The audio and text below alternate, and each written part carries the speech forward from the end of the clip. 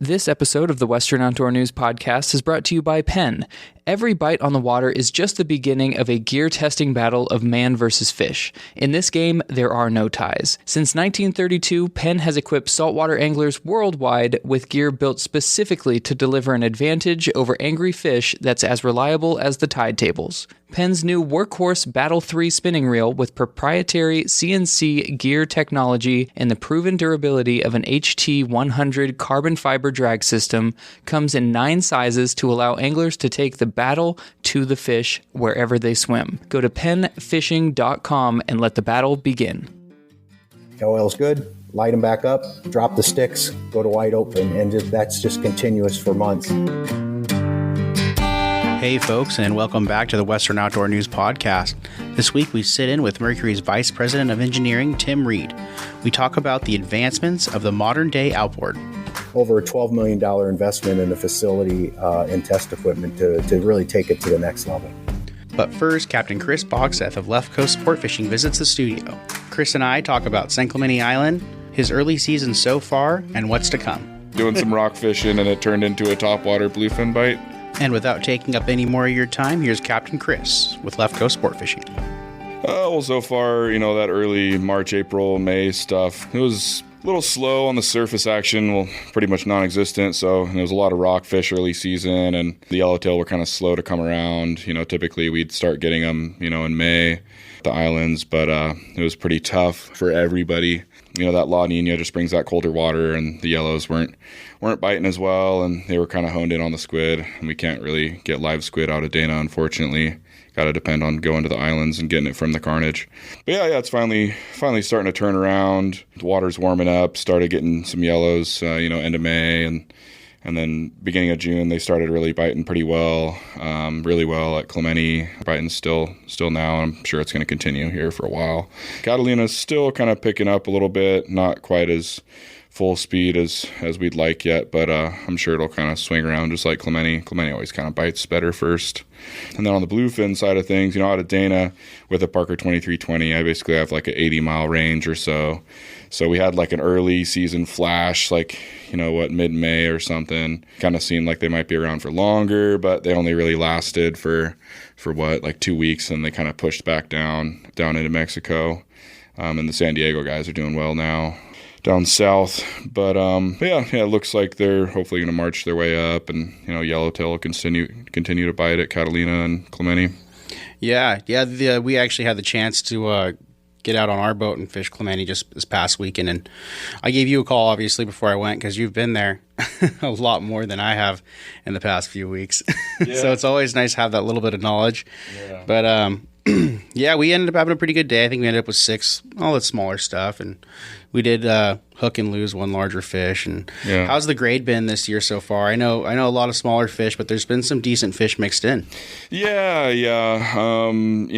That stuff has mainly been 4 to 8, and then your everyday standout fish has been like maybe 8 to 10. But then there's been some bigger ones around. We've, a few days we hooked some big ones and lost them there for a while, and then we had one day where we went like 2 for 5 or something on that bigger grade, 20-pound like proper yellows, big stuff.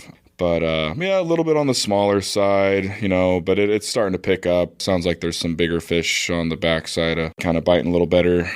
It seems like it's locked in on that squid, but hopefully it'll switch over to the sardine here soon. Yeah, it's nice when you could get that switch from the squid to the fin bait. For the skiff, it makes a lot more sense for us. Yeah. We're able to get the fin bait so much easier here in Dana, and we always have great bait. So yeah, Dana's got good, the Everingham bait company. Good bait in there. So other than that, local fishing for you, you don't just run San Clemente Island trips. You guys run quite a few local trips when you can. How's the local fishing been? Have you noticed kelp growing back with the cooler water we've had and stuff like that, and more kelp lines kind of re-emerging? I know the last couple seasons I've been out, the kelp has been kind of gone in those spots. I mean, last year, what? We had like 10 stringers from Oceanside to Newport. Yeah. Like 10 pieces, not even like beds. Yeah, there was like one spot I remember finding in February and being like, oh, cool, this is going to last the season. Yeah. And it ended up just not being there by like I mean, it was probably May and it was already gone. Yeah, it was funny because last year, like you mentioned, last couple of years, it's been so sparse. I'm like still kind of a little bit learning like where they all are. Like I was driving past the point, and there's actually like a pretty nice little kelp line there on the north side. But yeah, I mean, there's a good amount of kelp around, not like the years past where we have these huge, acres of kelp, but there's definitely some edges that you can work. And they're pretty fun right now. Last year we pretty much had no kelp fishing, which... Yeah, we just had to fish hard bottom. Yeah, just hard bottom and rocky reef, which is fun, but finding that kelp line and working it, especially when there's good current, it's, that's kind of our... bread and butter. That's our bread and butter on the coastline, I mean, you get that chum line going, you bring them out of there, and it can end up being a pretty fun day without moving too much. But yeah, there's starting to be some good kelp lines. The more time you spend on the water, the more you kind of relearn where they are at the moment. Some of our large kelp forests that we've had fun years in the past, I've checked and they're not there. Like San Onofre is non-existent, unfortunately. But some of the other ones are coming back a bit. And yeah, the hard bottoms are biting. They're there for a while, just like at the islands. It was all freaking rockfish and stuff on the coastline, which isn't my favorite thing to do, but it puts fish on the boat and they taste good. But yeah, now the bass are biting, and had actually caught a little local yellowtail up off Newport the other day, which was cool. Okay. Yeah, very cool. There's I've heard of some bites up north there. The mussel farm's starting to bite. That's actually something that's going to be in this week's issue. The mussel farm's been biting pretty good. It's a little bit of a trek for us, but it's not too bad. And some of the sport boats got them pretty good, and even some private boaters were able to get on them. Yeah, I got a 3/4 day on Thursday. Still depending on going that way or south. Yeah, there's been some talk of some legal size barracuda up there on the flats and things. Yeah, I caught a couple legal size little south of there too. Did you? Day. Okay, yeah. So everything's kind of warming up, and we got a big south swell. Did you drive PCH on the way up here to San Clemente? You're down? Yeah, I drove. I actually took the 5, but I was on the water yesterday, and there's like big swell right now. It's like it's not just splashing over the harbor wall there, the jetty. It's actually kind of it would knock anybody off their feet right now. Oh yeah, I think they got the jetty closed right now. It's definitely pumping. Yeah, it looks fun for the surfers. Yeah. So hopefully that kind of helps push up some of that fish and some of that water and mixes things around. I always love fishing after a big swell like this. It kind of just resets and changes things, especially local on the beach.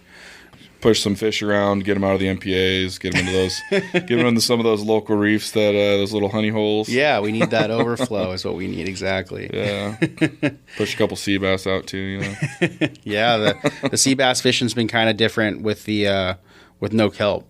Have you really targeted local weird. At all? I haven't worked too hard for them this year yet, but I know. I mean, obviously, there's been some fish caught on the standard places locally. I'm not going to name anything, but but yeah, there's fish being caught, and it's funny. Like yesterday, I was set up on a rocky reef, and obviously some Newport guys were. There had been some fish caught there, and they were it was weird. They were doing this like little slow troll around thing. I don't know. Yeah.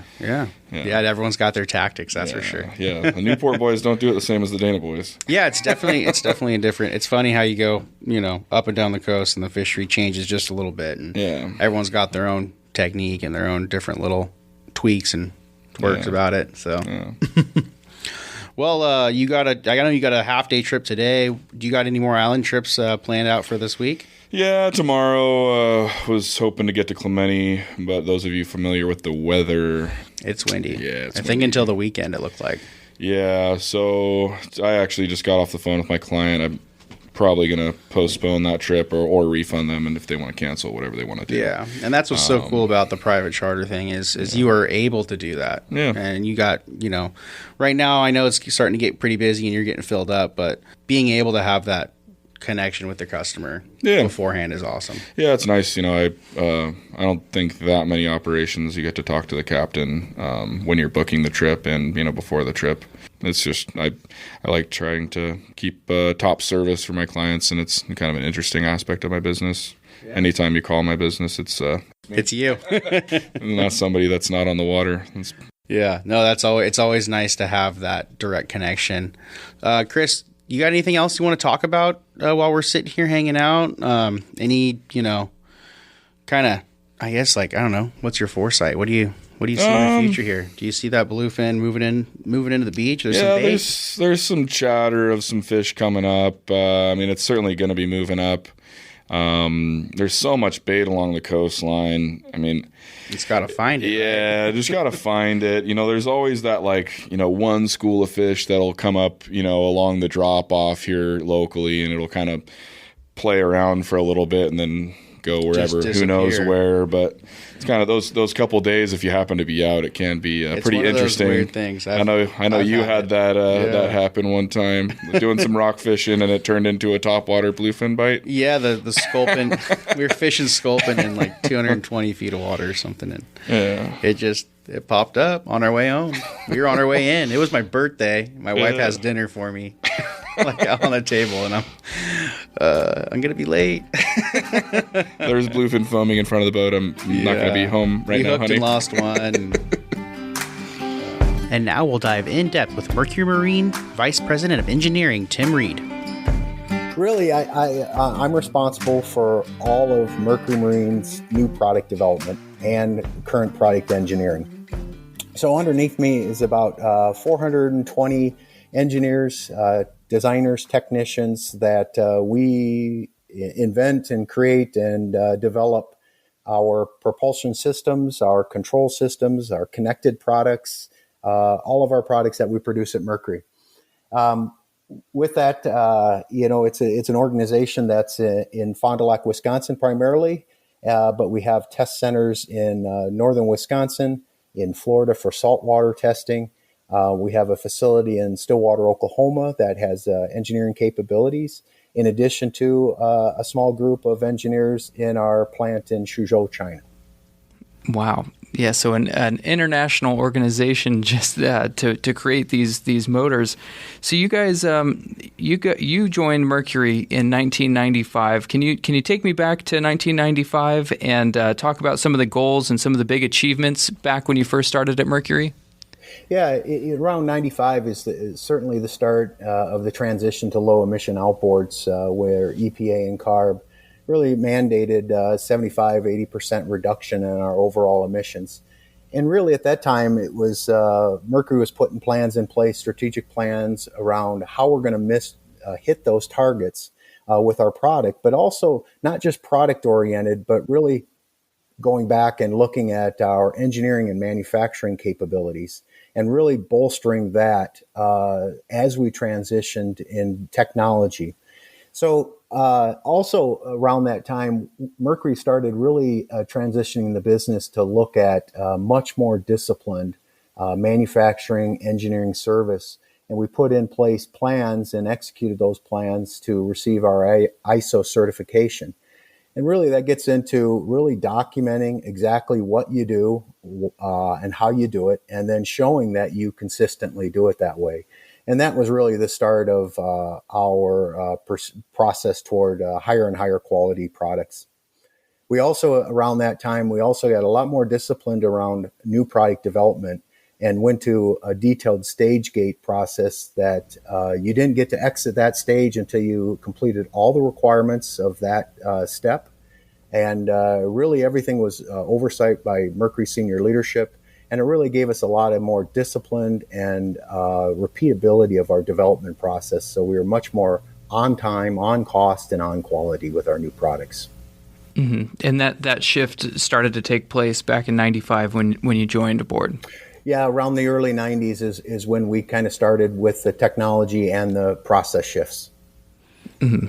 Okay. Was your engineering team still as large as it is today? I'm sure it was smaller, but how big was the engineering team back then? How spread across the country were you? That's a good question. At that time, we were much more focused in the Fond du Lac area. Of course, we had the Stillwater, Oklahoma Engineering Center, which was responsible for the Mercruiser stern drives at the time when we had the factory there. And those are the engineers that are still in Oklahoma. A lot of great knowledge and capabilities that we're able to retain and keep in an office building down there. So really, it was around the size of the organization was probably around 250 engineers at the time. So we've grown quite substantially because of the breadth of products that we brought on and the different moving from simply propulsion into more connected products, more control systems with our joystick controls, and really expanded our portfolio quite a bit. And it needed that capacity and capabilities to go from roughly 250 to over 400 engineers. Yeah, the technology is just, exponentially grown in the past, even the past 10 years. It's huge. Mm-hmm. Well, you were talking a little bit about, emissions and the shift in need for cleaner emissions all across the country. Was two-stroke to four-stroke big back then? When did that really start? Yeah, that was about the same time. By 97, we really needed to have our product line starting to shift over. So, initially Mercury looked at a lot of different technologies. Mercury in the outboard side was fundamentally only a two-stroke company. And it could be scary to say, we're going to make this huge shift in technology and platforms. So Mercury did quite a bit of investment in really looking at different two-stroke injection technology, cylinder wall injection, and ultimately looking at the Optimax technology that was in production, along with at the same time investing in four-stroke. And you may or may not know, Mercury has a relationship with Yamaha, and at the time, we transitioned to having some of our Mariner brand being co-engineered with Yamaha. Well, it was a somewhat natural progression, I'll say, to go into the four-stroke. And since both companies were kind of shaking out where the technologies were going at the time, we had a co-engineering and manufacturing agreement with Yamaha on our first couple four-stroke products, where one company would take the engineering lead on the entire product, the other one would support. And we worked on what we thought was not really core to deliver to the customer, but yet where it made a difference and the customer touch points for shift, gear case, throttle control, cowling, those we made fundamentally different, but a lot of the packaging of the base engine, combustion engine was the same. So we were able to kind of balance our investment in four-stroke as we started down that path, learning what the customers wanted with working with a partner at the time. And did you guys, when you first started building four strokes, were they the smaller engines or the V6, the larger models? Yeah, we obviously started with the smaller end, like a lot of companies did. Mercury started with the 99 and 50, and those two markets, those two horsepower segments are pretty good volume for the industry. And it was able to also, that customer base was broad enough that some customers could look at, initially, the four strokes were seen as less performance, not that high torque that really popped a boat out of the hole. But what it really enabled was the four-stroke technology was a lot quieter, much better NVH overall, absolutely smoke-free, and had better fuel consumption. And we certainly had customers in that range that would benefit from those and really desired that and had less priority toward performance. So it was a natural transition for them. And it was a good proving ground to go test out the waters of where the technology may go. And as you know, at the time, Mercury was looking at higher horsepower, really staying two-stroke and going with the Optimax technology. Yeah, that's the time of the 2.5 and then I think ultimately the 3-liter two strokes, correct? Mm-hmm. Yes. Yeah. So I guess at what point did you guys start to look at four-stroke technology and the forced induction side of things? Because I know the Verado series and the forced induction with the supercharger, you guys are the only ones who did it straight from factory. Yeah, we started with the 9950, and then around the year 2000, we started the engineering on the Inline 6 Verado, which ended up going to production in 2004. And in that early development, Mercury was really looking at how do we go after a broad segment of the market, and key to that was really getting that low speed torque to give the abilities to the performance that our customers that have primarily been two-stroke, that customer really expected. So Mercury started looking at a lot of different technologies in that larger four-stroke range. And at the time, since we were, a smaller organization and really needed to learn in the four-stroke side, we started with world-class engineering consultants and trying to understand what technology, where should we invest our time. And we looked at large displacement, V6, V8s, supercharged, turbocharged. And ultimately, we came back and centered on the supercharged concept, the Inline 6, really because we knew that it was, at the time, the most likely to hit our cost and weight targets and performance targets. And at the time, the automotive technology and methodologies really ended up with a larger and heavier outboard than what we wanted. And we knew that the supercharged concept really enabled that 26-inch center-to-center distance that's critical for multi-engine rigs. And it also gave us the ability to up power later. And as the market saw, we started with the 275 when we launched that engine, and currently it's a very robust 400 and 400R with our racing organization. So that supercharged concept really gave us the ability to grow. Another thing that when we really started down the path of Verado, we didn't want to really be another Me Too. And we really wanted to be relevant and show that we were innovating beyond the norm. And that's why we came out with the advanced midsection, which is a fundamentally different way to mount an outboard system. The isolated cowling system that attaches the AMS that gave us just fantastic noise and vibration. And integrated steering were some of those examples that we really took it to the next level. And really our goal was to change the game and change the perspectives, get the performance where it needed to be, but then shift everything and kind of technically leapfrog everybody that was just turning out V6s and kind of a general the general technology that was at the smaller engines. Yeah. Yeah, it's interesting and cool to watch that happen. And I know with the inline motor, you get a high torque just from being an inline and having I think a longer stroke will allow torque, correct? Yeah, it makes a little bit of difference. The L6 is a square engine. It's 82 millimeter by 82 stroke. Really, where we really gain a lot of the torque is by a big supercharger on that engine. And in relative scale, that supercharger, I think if I remember the numbers, is compared to an automotive, it's like 40% larger than it needs to be. That's part of the reason why we can make 400 horsepower with that engine is the supercharger is very large.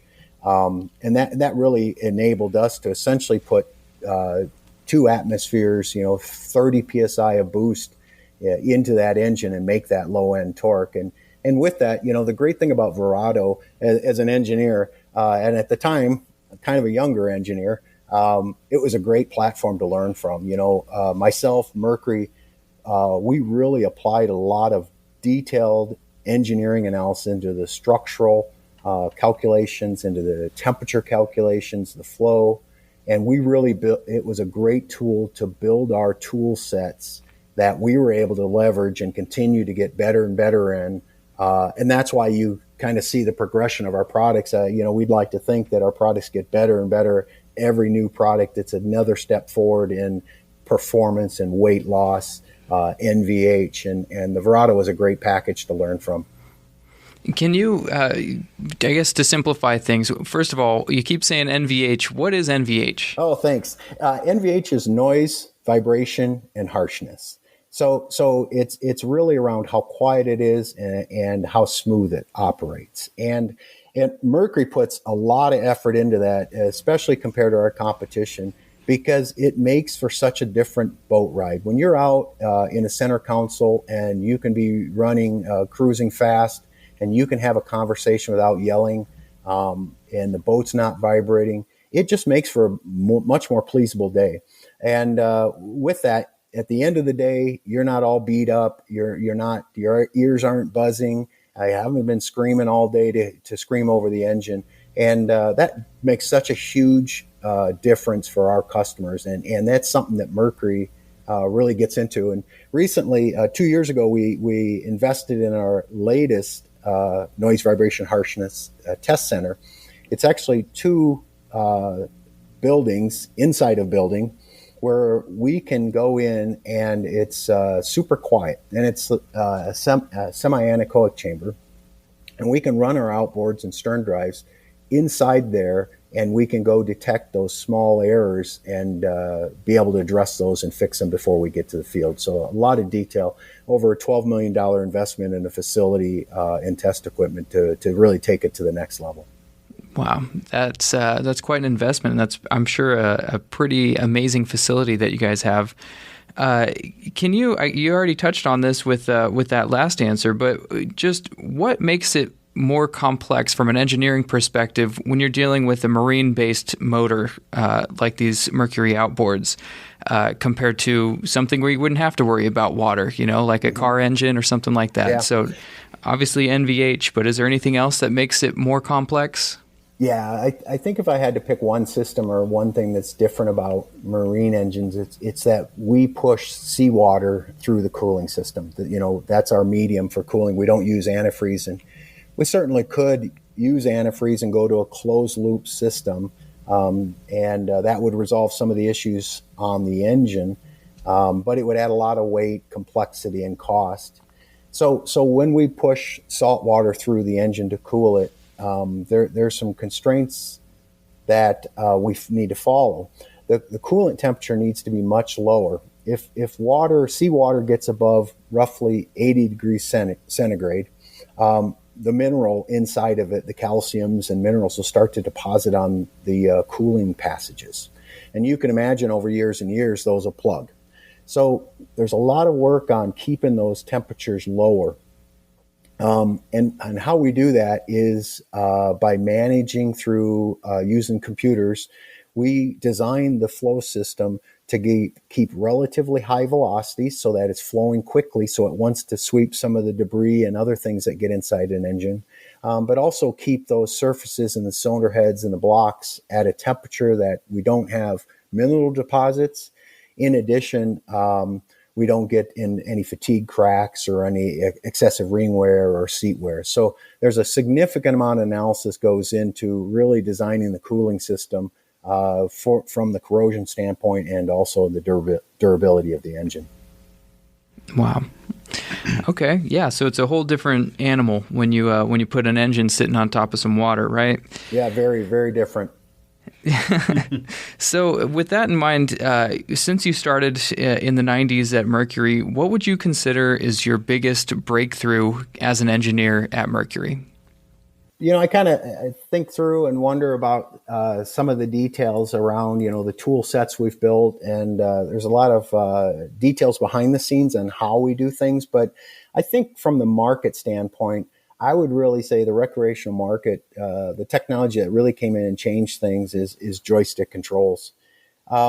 Joystick controls don't come about just because you put a joystick on the boat. It really is a technology stack that started with our digital throttle and shift, and then we went to digital steering, and you can continue to add technologies into that set, and ultimately then put joystick control. And joystick control really comes down to not just the joystick, but all the calculations behind it that positions the engines, steer and throttle and shift, so that you can move a boat sideways. And that certainly was a carry down from cruise ships and tugboats. How we executed it economically in a way that then a customer could afford to buy it was quite a bit different. And some of the other features we add to the recreational boater, it really enabled these really large center console and cruisers that we're seeing today. Years ago, I don't think anybody would have predicted we were going to see 60-foot center console boats with 2,400 plus horsepower on them. And I think the joystick was critical to that, because there's certainly captains out there that can manage a 50-foot boat, but joystick control really opens up the ability and really the confidence that a captain needs to put that boat on the dock where it needs to be in close corners. Yeah, the being able to, use the thrust to your advantage at different angles is huge. I've actually had the opportunity to run a 37 and 42 foot outrage, one with triple and one with quad 350 Verados, and I was able to do it without the joystick, being a captain and being experienced. But even the customer, after a few short trips with him and showing him how the joystick worked and how sensitive it was and how it's like a video game. It's very simple and intuitive even. You just turn, push. It's so simple and easy to dock even those large center consoles here in a small harbor like Dana Point. Yeah, absolutely. And especially, I think a lot of boat owners don't get out on the boat as much as they want day to day. It could be weeks between, and that ease of use is important. So that when you're jumping on there with your family, and especially if you got some buddies on board, and anything, any dock scrape, you're going to get ribbed for months on, and I think it gives that capability that when you do get on the boat, you're confident and you're comfortable. Mm-hmm. So actually rewind a little bit to the beginning of the implementation of the joystick controls. Whose decision was that? You wake up one day and said, "Hey, Mercury's got to get into this joystick game." Who's the first one to make that jump? And then how did you, from an engineering perspective, how did that even begin, that development process? It's similar to a lot of it. It isn't just somebody wakes up and the light turns on. Like I said, there's a reason why. I think it was somewhere around 1999. Mercury went and put digital throttle and shift on the Optimax. Well, that's the first step, because you got to fully electronically control the engine to be as a first step toward joystick. So we started with that, get out there with digital throttle and shift. It alleviated some problems with, mechanical failure of cables. And Mercury learned a lot around digital throttle. And that's similar to what's on a car today. There are no physical connections between you and the powertrain anymore. It's all electronic. But there's definitely an end game in mind, and that end game keeps moving. And in that roadmap, we certainly look at other industries like the cruise ships and tugboats and commercial craft, aircraft, and we understand where their technology's at, and we want to be a close follower. But to some extent, you also need to make sure there's a market. You don't want to come out with a product that's ahead of its time and too expensive that nobody buys.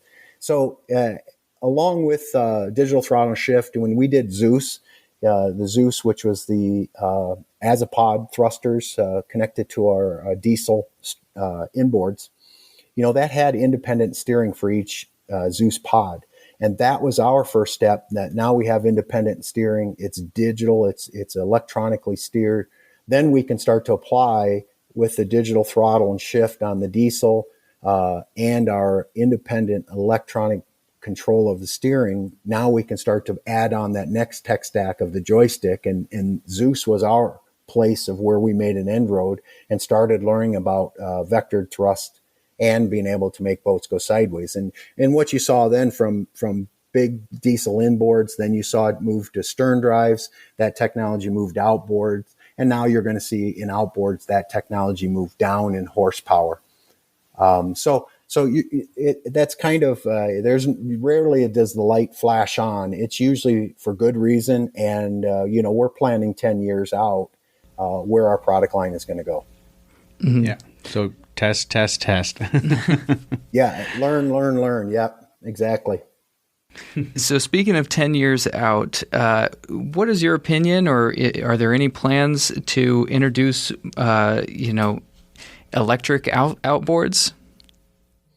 Well, at a high level, I don't and can't talk about future products, but, I think in the electric field, any leading vehicle manufacturing is looking at electrification. And that doesn't matter if it's automotive, lawnmowers, and marine. If you're a leader in the marine industry, you're looking at it. One of our challenges in electric propulsion in the marine is really the physics of planing hulls. To cruise down the highway 60 mile an hour, it takes about 30 horsepower in a car. relatively low. Well, that same cruising in a planing hull takes about 200 horsepower. So you can imagine that even given an equivalent size battery from a car and put that in a boat, you can consume that battery very quickly. And, for example, gasoline is 28 times more mass dense than lithium ion batteries. And that's taken into account combustion engines rather inefficient when it converts that chemical energy into shaft power. So you're dealing with some difficult physics. But, if we go back and look at how we approached moving into low emissions and in four-stroke, there's segments there that an electric propulsor is definitely what they're looking for, or they'll trade off some of that range because they don't need it to go to electric because of ease of use, or because they just want to plug it in. They don't want to drag a gas can down to their dock. So there are people out there, and I think it's clear that Mercury and Brunswick have made it clear that we are going to be a major player in electrification. And my boss, Chris Dries, the president of Mercury, clearly said that we're going to be a leader. And by the first quarter of 2023, we're going to have 5 electric products out there. Wow. I'm sure that means you have your work cut out for you. The great thing is there's always a lot of great products, and with the emissions moving around in the world and reducing, there's always work for engineers, and that's always a good thing to have job security. There you go. That's what it means. So I guess a question about that, if somebody's listening to this and they want to become an engineer, and obviously you guys employ quite a few engineers, what's the best path that somebody could take if they wanted to go down this engineering path for their career? Oh, that's a great question. There's a lot of great schools throughout the U.S. Education-wise, and it doesn't have to be just an engineering degree. There's a great jobs in a 2-year degree. If it's one of our designers that actually puts into the computer exactly what our designs look like, the 3-dimensional modeling. There's 2 years technician degrees, and it's a great industry across the board. Relative to engineering, a good mechanical engineering, we are hiring significant number of software engineers, of course, because of electrification, because of autonomy, because of our connected products. Mercury's starting to look more like a combination between General Motors and Apple.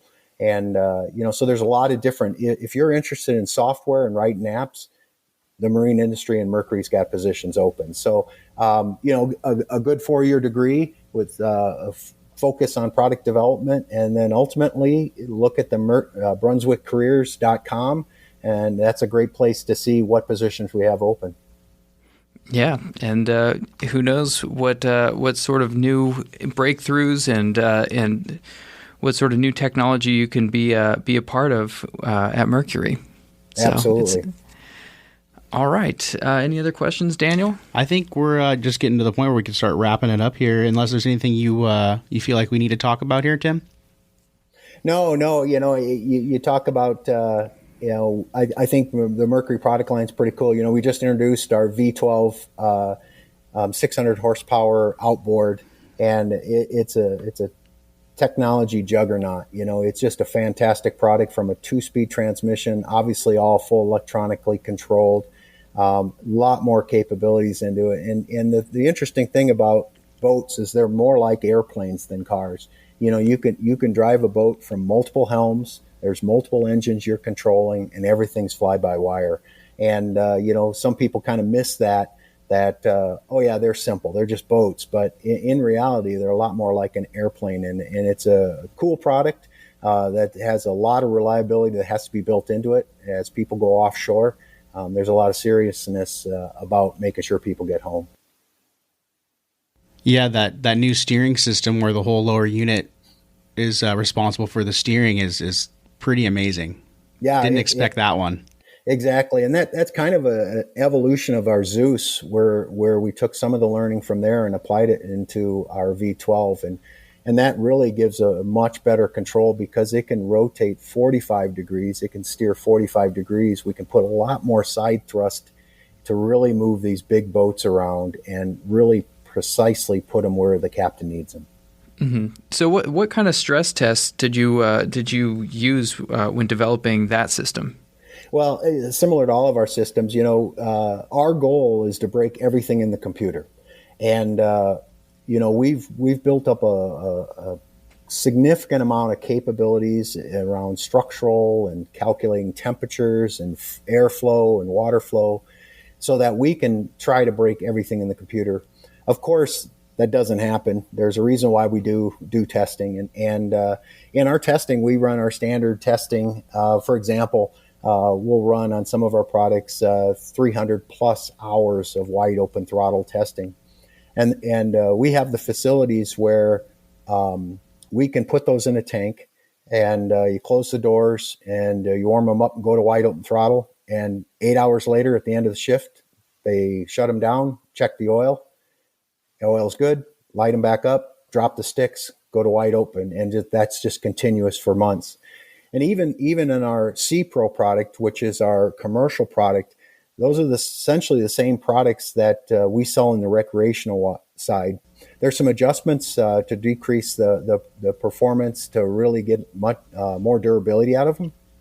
But in those, we run 4 times the endurance testing at wide open throttle and on boat test to really make sure that they're prepared for the commercial market. And with that, the great thing about that is that everything we learn on that commercial side gets rolled right back into the recreational side. So any of those high hour hose chafing or wires that chafe and you want to, get intermittent connections on connectors. Well, all those things we learn running these commercial testing cycles get pushed right back into the rec product. And for the most part, it just makes them even more bulletproof. Wow. Yeah. Is there any sort of parameters or anything that you're testing that we might not initially expect when you're looking at these things? Yeah, I guess I'd go back to the cooling system. It's a special system as I described, but one thing as you're running down the lake, we certainly have some customers that run into shallow areas and they plow their gear cases through mud, or you're running out in the ocean and you just run through floating debris. And that can really pose, as we kind of consume all that, it goes to the water pump and you push it into the engine. It's critical that not plug up special areas. So we've got a test where we've developed over time where we hook up the engine through essentially a huge muff system where we can pump all the water right into the engine. And we can run it full load on our dynamometer and run it rated power, rated speed. And we can inject debris into the engine. And we've come up with this test, and we use a different, like example of soaked different sized wood particles, different sized grass and shells. And we can have a test regime where we work through different, like shells, example, and we push it through the engine and make sure that the engine can clear itself. And then also, if it can't clear itself, where does those debris end up? So that we can go and change the water cooling system to really address that, so that as you're running around and you inadvertently run through mud, the engine just clears itself. You just keep going and you never knew any different. When we started the test, we were kind of thinking through, making sure it's repeatable. You can't go out and like grab a bunch of weeds out in the lakes of Wisconsin because they freeze over. And so we started with Easter grass. That's the green grass that goes in an Easter basket. And we thought, well, that should simulate something. It was really a bad assumption. And we plugged up some engines pretty bad. And we learned that there's other alternatives at grocery stores that simulate seed grasses. Better than Easter baskets, huh? Yes, exactly. Gosh. I guess on the cooling system side, are the cooling systems, are they coated with like a Teflon or something on the inside to make them more let the fluid flow and not get those deposits? Yeah, that's a good question. We coat our cooling passages with different variations depending on the horsepower. But we coat them with paint. Essentially, it's a electric deposited paint. It's an EDP coating. It's kind of the black on the outside of the engines, but we actually put that inside the water jackets to keep them from corroding. And then also on our larger products, we actually put a chromate coating inside the water jacket that acts like essentially a painted anode that also adds additional corrosion capabilities. In general, those aren't there really to keep stuff from sticking, but it helps to really keep the salt water from being able to have direct contact with the aluminum. Yeah, interesting. That was something I was always kind of wondering about. Well, thanks, Tim, and hopefully we hear back from you pretty soon here. Guys, this is episode 23 of the Western Outdoor News Podcast. For more information on upcoming trips and charters, visit wonews.com. Thanks.